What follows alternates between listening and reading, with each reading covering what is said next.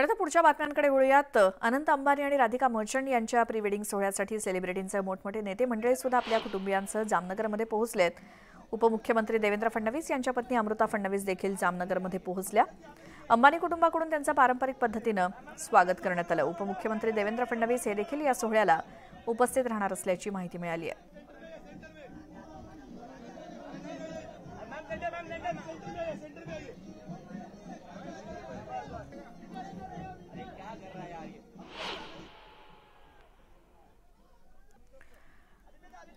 तर या सोहळ्यासाठी ठाकरे कुटुंब सुद्धा जामनगरमध्ये पोहोचलंय। ठाकरे गटाचे पक्षप्रमुख उद्धव ठाकरे, त्यांच्या पत्नी रश्मी ठाकरे आणि आदित्य ठाकरे सुद्धा जामनगरमध्ये पोहोचले।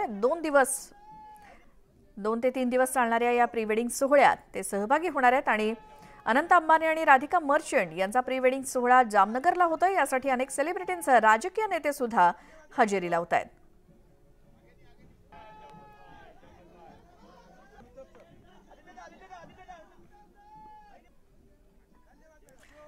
याच कार्यक्रमाला अभिनेता रणवीर सिंग आणि अभिनेत्री दीपिका पदुकोण देखील जामनगरमध्ये पोहोचले आणि विमानतळावरती त्यांचं अगदी शाही पद्धतीने स्वागत करण्यात आलं।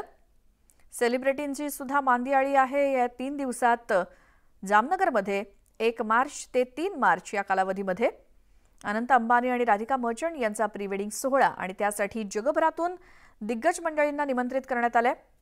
अख्खा बॉलिवूड जामनगरमध्ये गोळा झालाय। अनंत अंबानी आणि राधिका मर्चंट यांचे प्री वेडिंग फंक्शन्स आजपासून जामनगरमध्ये सुरू होत आहेत। त्यासाठी देश-विदेशातील अनेक मोठे सेलिब्रिटी जामनगरमध्ये पोहोचलेत।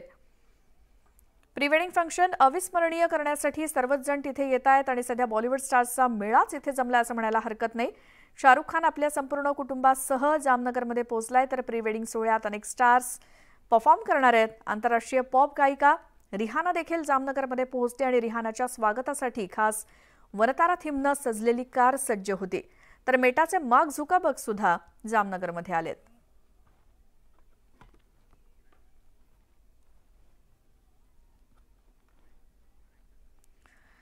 आणि या बातम्यांसोबतच वेळ झाली महाराष्ट्र अनलिमिटेड मध्ये एका छोट्याशा ब्रेकची।